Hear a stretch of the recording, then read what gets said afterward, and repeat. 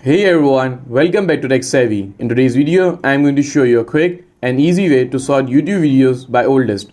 Let's get started. Okay, so the first step you have to do is to open up the YouTube app on your phone. Okay, so once you are on YouTube, navigate to the channel whose videos you wanted to sort. You can do this by either searching for the channel in the search bar or clicking on it from your subscriptions.